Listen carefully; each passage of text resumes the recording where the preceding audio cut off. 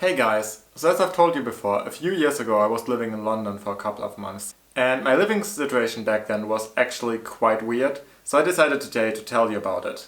So when I originally decided to move to London, I was thinking of work and travel. And I found this one company in Germany where you pay 600 or 700 euros for them to help you out finding a job and finding a place to live and all that stuff. I was believing you would need that to start off and I would be lost otherwise, so I just paid them. Only to find out in the end that there was a company in England that only costed like 100 euros for the same service. Because the German company would only send you to the British company, give them 100 euros and pocket the rest of the money, so that's great. I paid a lot of money for nothing. The only good thing that came out of the German company was that we had the contact details of everybody that arrived on the same month in London with the same company. So we made a WhatsApp group. Thing is, I didn't really get along with anyone from them, so it was pointless for me then again.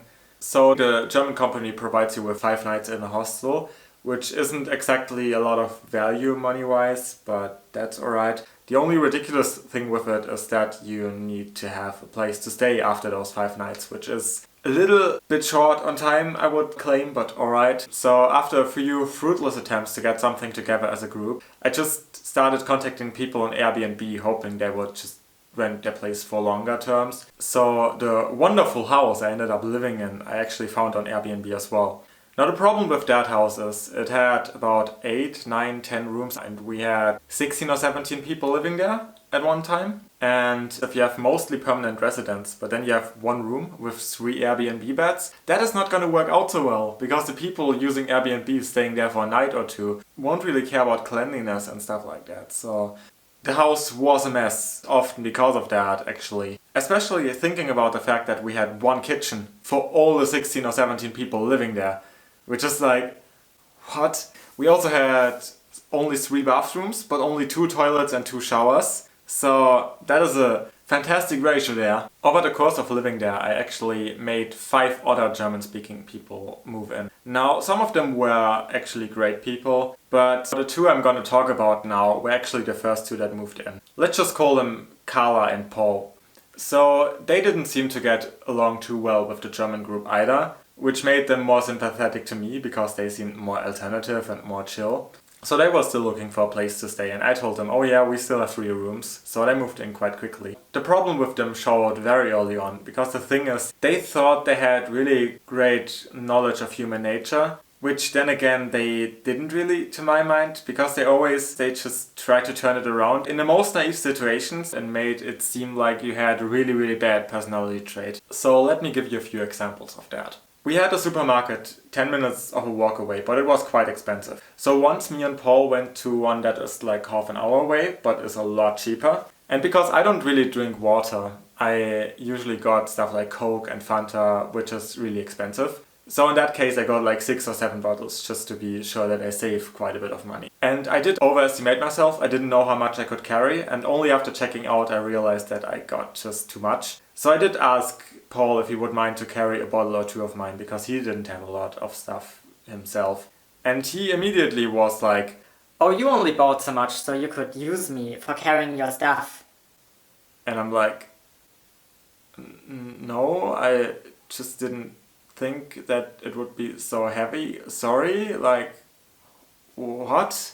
Another time a friend of mine and me were outside and I had to get something because I planned to send mail home. Now, I forgot my money on that day and my friend just paid for it so I could pay him back later. And somehow Carla and Paul heard about that and tried to turn it around as, "Oh, he will now always have a bad memory of you because you don't bring your money." I don't know what their point was, it was really weird. The story I remember the most vividly though was a lot more weird actually. So I was sometimes helping the agent of the landlord when her employee couldn't come and do the jobs he was supposed to do. So once she told me to let a new person in and give him bedding and stuff like that, but I didn't know where anything was. So Paul helped me getting into the basement and finding all that stuff. And out of the situation I just asked him if he would mind making the bed for the new person.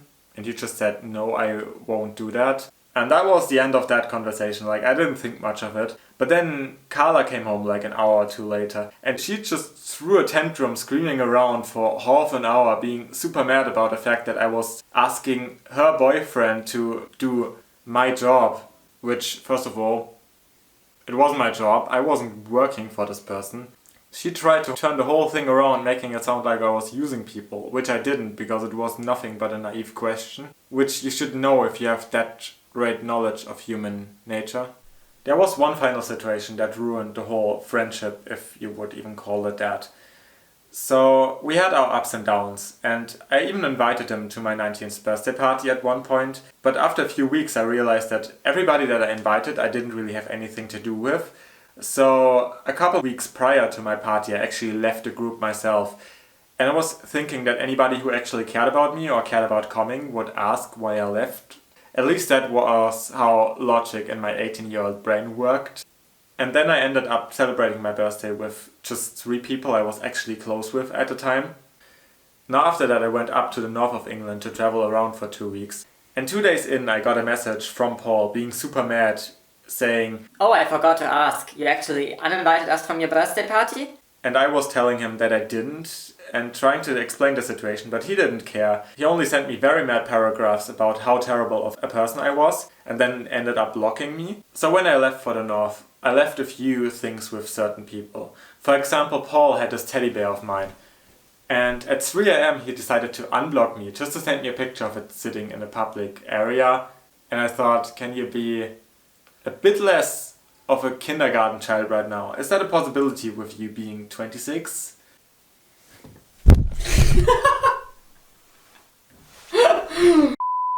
When I got back from my trip, the situation with them was actually a lot more tense. So we didn't really talk to each other anymore, and they became a lot more of a hassle to live with because they started partying at 3 a.m, keeping everybody awake. Luckily though, they left a month later, so that wasn't too much of an issue for a very long time.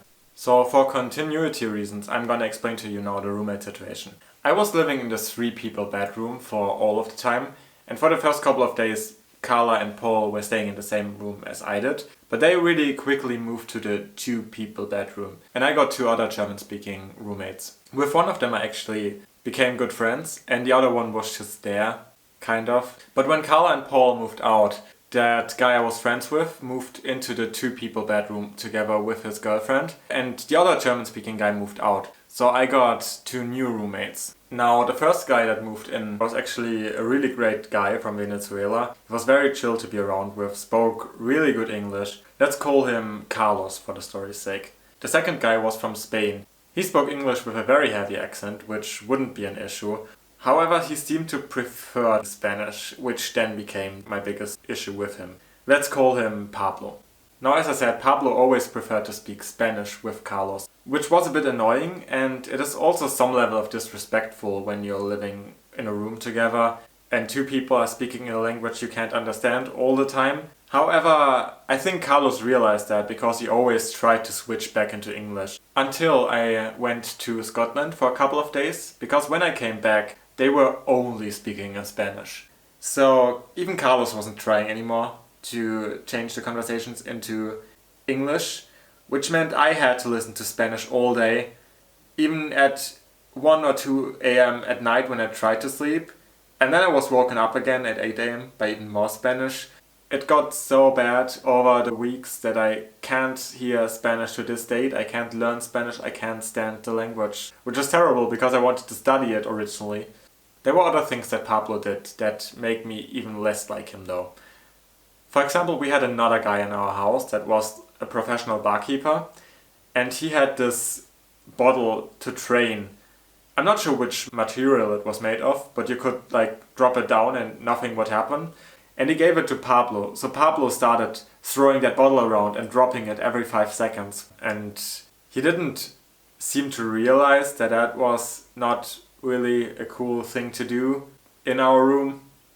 And then the other day, we had 1 washing machine in the house and we had 1 drying stand in our room. So I was washing my clothes, put my stuff there and then went to work. When I came back home, all my stuff did lay on my bed completely wet because Pablo decided he needed to wash now and did just put all my stuff down. Which is how do you not realize that it's completely wet? How do you also not realize that yesterday there was nothing on the stand, so it's gotta be wet? I don't get his logic here. and I had to wait days for my stuff to be usable again, which is fantastic. That finishes the whole roommate stories I have. There's probably more stuff that happened, but as I've told you before, there's a lot of stuff I forgot and I never wrote anything of this down, so I'm actually quite happy that I still remember as much as I do. I have one more fun story about the house. So one time I was going to the bathroom at like 4 in the morning because I'm a night owl, and when I went into the bathroom I looked at the shower and I thought something's off here, but I didn't think much of it, so I just turned away again. And then I looked back at the shower and it hit me. So there was a crack in the ceiling above the shower for months growing. And we didn't think much of it, but at that point the whole ceiling just came down and was in the shower. And I looked at it and I was like, is this real? Am I imagining things here? Am I sleeping? What? And then we had one shower for 17 people for multiple weeks, which is fantastic. Also, there's something about the room I have to tell you. The thing is, it was only 20 square meters big, which is not a lot of space for 3 people. And we didn't have a window. We only had a winter garden, which we weren't allowed to open, so there was absolutely no way to get fresh air into the room. Which meant if any of us got sick, all of us became sick, which is great. And also there was eventually bad water in the winter garden, and somehow the smell got into our room, so we had to live with that for weeks. And now you would think it was probably a really crappy room that didn't cost a lot of money. However, it did cost about 520 euros per person per month, which means the whole room did cost about 1,560 euros each month. My apartment right now is bigger and has its own bathroom and shower and kitchen and costs a fourth of that, so think about that. I hope you found this mess of a storytime interesting. And if you like watching roommate videos, I have an even stranger case from Germany to tell you in one of the upcoming videos. So it would really help me out if you subscribe, leave a like or a comment, because they really help pushing my content and maybe giving me a chance to actually reach more people. So for continuity,